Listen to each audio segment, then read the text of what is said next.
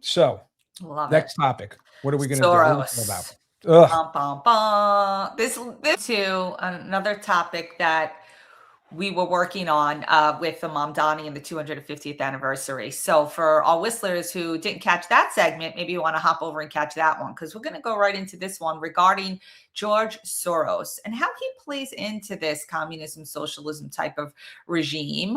All right, we're going to use that word. We'll take that one from Mom Donnie. And we have Vinny brought to our attention that Soros is purchasing like large amounts of land right here in Shelter Island. Yeah. So, Vin, what do we know about this and why? Let's just first start off with, he became a U.S. citizen in 1961 when he came over here. So it's like he is like the poster picture of an American dream. Comes over, guys like him, like Arnold Schwarzenegger, all these guys come over and they do so well for themselves. But he hates this country, and I don't get it. I don't get it. Do we have a video, Chris? Do we have a video on Soros? And I guess, so what is Soros' goal here? I think just chaos. I get asked that about the DAs, and as rational people, how do we really make sense of that? I don't think there is a way to. He's somebody who hates nation states. He hates any country that can have a cultural or religious identity, and he also borders. Yeah, that's why he pushes multiculturalism. So that's what I was going to say. Like, let's tease it out one step further with respect to his agenda. We know what he's doing. We know what he's funding. He doesn't want superpowers. He doesn't want borders. He doesn't want anybody standing out a utopian society. That's what the DAs are all about. That's what some of this conflict is about. That's where the chaos would get us in time, right? Pretty much too. And progressives, I mean, it's a constant theme. For whatever reason, they seem to think there's a lot of utility in chaos. It's very politically convenient, and if they can get change out of it. And if you look at these Palestine protesters, they're cut from an identical cloth as the Black Lives Matter people, as the Antifa people. It's really all the same people with a slightly different cloak on, I guess. Well, it seems like the chaos can bring you closer to the great transformation, which will bring you back to a failed set of ideas, which is Marxism. But it seems like that's where he wants to take the United States and the world. Him, and now his son's going to be furthering that goal, and he's got $20 billion to do it, which is pretty scary. Wow. So he's buying like, so Shelter Island's like 12 square miles. It's not very big, but he's buying hundreds of acres. And, the problem that you have here on Long Island, and we saw it in Montauk, we saw it in the Hamptons, these were like great little getaways for the average person, a normal person. And now all these rich and famous people are purchasing massive amounts of land. They're buying 10 small houses, knocking them down and putting up a massive, mansion. And it's just destroying the whole entire system of what it really, what it was really designed for, just a nice little getaway. And Shelter Island, maybe he's looking to just own that island. I don't know. But his thought process is so different than the American, like the American dream. Like, he conquered it, he did it, and yet he still funds, progressive district attorneys. And it's insane. Right. And Matt Palumbo's book, we don't get any credit for pushing it, but I will say that he did excellent research, and the man behind the curtain really breaks down George Soros for who he truly is, because he comes off as a philanthropist. Okay. Right. We see these people acting as though they do for the good, but in actuality, his track record shows different, and actions speak louder than words. It's one of my top mottos. And when we look at George Soros's life, we know him as what? The man who broke the Bank of England. That is where his funds originally came from. He bet against the British pound. What does that mean? That means you're betting against a country's success. Right. So this is a man who finds his fortune in chaos, in downfall, in other people's sufferings. So don't come here with your philanthropy nonsense. All right. That is not how you got your start. And it's clearly not your trajectory. No. And I'm going to use this word. He capitalized on that country's problems, on that failure. Correct. And that's a problem.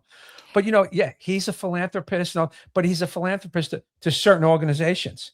Because if I went to him and I said, listen, I know you're all about this stuff and communism and socialism, I'll tell you what, can you send me a check for $1 million? I'll even do one better. I won't even spend it. I'll put it in my kids' names to make sure that they're taken care of. He has a right to say no, right? And Mhm. damn right he was going to say no. Mhm. But Absolutely. that's what he's pushing. He's Right. pushing this socialistic, this communism. He's pushing all this agenda. What's so different than that? Right. It's just, you know, and like communism is just like a classless society. That's Correct. really all it is. Where And the that richer get rich and the right, poorer get poor. right. Right? Right? The Socialism, poor get poorer. Right. yeah, socialism, you still own your property, but the majority of the big stuff is run by the government. Right. And that's just the stepping stone to communism. Right. You know, that's the next step. So I don't understand somebody at that level who's made his fortune here, how he's so successful, how he just can't stand this country. Right, I and just don't get it. that's the curious part, and I could see you look even dumbfounded by it because if we do track him, he says that he was a Hungarian Jew and that he escaped the Nazis, and that his Right, background is that his parents were captured and killed, possibly. I don't want to misquote, but right, that what he was with some type of godfather figure who right, he then had a hustle with. And from there, we kind of lose track. We know that he worked at a railroad as a porter and then as a waiter, in the UK. From there, he went to the London School of Economics. And then things just get more and more cloudy. He suddenly yeah, starts working for one banking company and becomes a hedge fund person within like a small amount of time. I'm so right, sorry. I'm so sorry, but no, no, no, and no. That's not how it works. There was something in there that is missing. There's a huge piece missing yeah, because it's just he's not like the smartest man in the world or has this extraordinary IQ or created something, to make some type of economic or financial, patent or breakthrough. So where did he right. get this boost from and get this backing to go against the, sell short the British pound? No, no, Right. it's not the That's line. We're yeah. missing a chunk of it. And yeah, and I don't know if we'll ever find out exactly how that took place. But Oh, he's 94, 95. no, I know. And if we were an old Saturday Night Live skit, what was the one Yeah. when she would, when it was a Dana Carvey, I think it would go, Satan. Mm. Like Yeah, that's what yeah. I want to The say right church lady. now. He was a church Church lady. lady. I want Yeah. to do the church lady on him. We There's need a something not prop for the right. church lady. We I do. think we need to work on a prop for her. We got to throw that in there. Yeah, It yeah, has to make you wonder what kind of evil was at work and how he yeah, managed to get to where he is. And I'll tell you this much. So he has these societies, right? The open society where, he wants these open borders and he has these beliefs. He was following some philosopher that he, thinks should be incorporated. He starts funding DAs and small election positions that have large impact in judiciary and legal reach within inner cities and states. So he right, is really going to the root level and infiltrating in there. And then, he has other things like the Human Rights Campaign, and they kind of act like his social justice organization, and they get into the schools. So part of New York City's updated curriculum on transgender guidance that was put out in 2024, I believe, 2023, is in part has research from this human rights campaign. And so it molded how they were going to be approaching guidance on this particular topic, which removed parents from knowing that their children were doing transgender transitioning. It was bringing a lot more LGBTQ ideals into the school system, disregarding religious beliefs. All of that was put in that 2023 curriculum. And who had a hand in it? Soros. And yeah, all he says is, oh, that's a company I, donate money to. No, sir. It's like you right, said, Vin, you know who you're donating to and who right, you can say yes or no to. right. And, I always said in an investigation to follow the money. And how did all these immigrants get to the border clean shaven with food and water. And how did they get there? All, clean clothes. I mean, it's 1,000 miles. All the paid protesters. What company is funding them, and where does that company get their money from? Right. This is all the same stuff. It goes over. And there's a few people that just despise this country, and they will do anything to do. And you know what? I sit back and I go, all right, he's worth, I don't know. I don't even know what he's worth. He's worth billions of dollars. If this changes to a socialistic country, okay, how does that benefit him? Right. Like why would you want that? Why would you want that? And if so, then just get rid of all your money now. Right. Well, he was a major driver of the United Nations. Yeah. Right. So he was one of the people at the very top when that was created. And so that's the interesting thing, is that he is definitely looking for a global power, and he's deceiving everyone, right? Yeah. About, multiculturalism is necessary, open all borders. And that's what open society is about. And all of No. these things Yeah. to really just bring a country to its knees, right? Yeah. Because then he benefits, because if you're weak, then he prays. Yeah. That's what it Maybe looks like from his previous actions. And I yeah, don't even think Hungary, he was born there. I don't even think they allow him back in the country. Right. And the thing with him is that, all right, he's 95 years old. How much longer does he have? I mean, I don't wish death on anybody, but if 95, you've already won in the game of life, right? For the love of God. If you tell a stranger, my grandmother passed away at 95, they'd be like, God bless her. Right. So he's at the end of his game. But his two sons are just as bad as him, if not worse. And so now you're going to have another legacy of the same nonsense. Right. And that's a problem. He's got, what are they, 30, 30s, 40s, Yeah. whatever. They have, he's got good genes. They're going to last another 50 years themselves. I mean, who knows? Who knows? But it's very frightening to see that he bought all this land in Shelter Island. I do feel bad for those people there that are agitated with the situation. But one of them said it, that his money's going to win at the end of the day. And the local politicians there are going to let happen whatever he wants to happen. And is it something like a Zuckerberg situation where he bought up massive land in Hawaii and built himself a tremendous compound with his own school, Vin? I mean, he's got like 14 kids enrolled inside his school so that he can keep track of his own child's educational pathway, while also allowing his child to have some socializing like a regular school. And the people in Hawaii haven't gone there to survey his school at all. It's such an interesting, because when you have money, right, money talks. And so that's the situation that the Shelter Island people are going to be facing. And the fact that it's such a massive amount of land, you're talking 120 acres, over 18 parcels of land. And so that alone is concerning. Is it just going to be a compound similar to that? Or is he possibly going to be building those servers? I'm wondering if it's going to become those AI server centers. He's got some sort of mission that we don't know about. But I have two quotes from people living on Shelter Island. We can't keep up with the lawyers that these millionaires have, and they seem to build whatever they want. This is a longtime resident who voices concerns at a Shelter Island town board meeting on June 29th. This is what's ruining this island. And another guy turns around and says, I've seen Montauk turn on a dime. I've seen Sag Harbor turn on a dime. This is now happening in Shelter Island. And in a short period of time, no one is going to afford to live here anymore.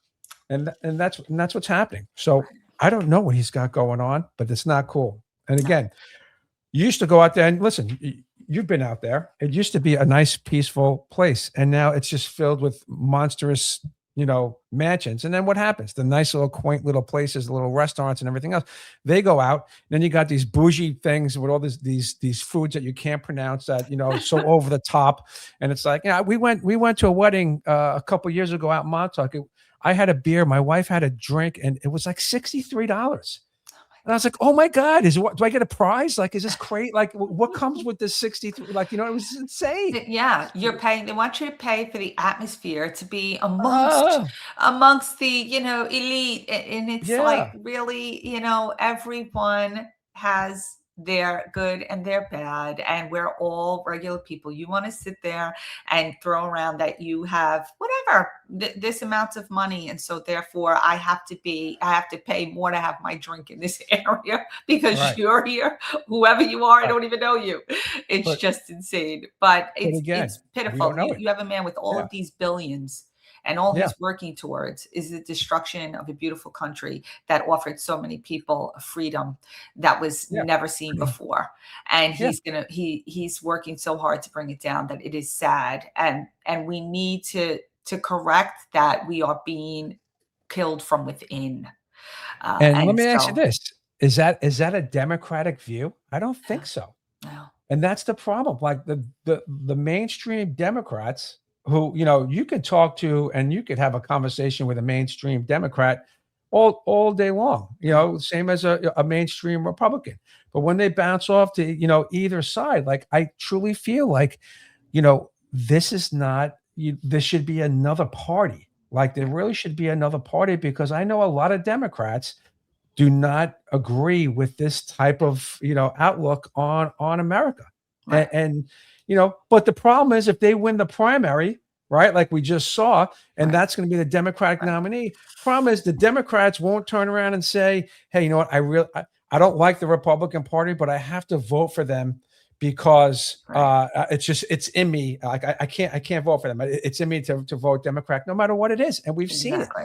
We've seen Exactly. it. You can't tell me every single congressperson believes that that men, biological males should be playing in female sports. And how many people voted against that? A few.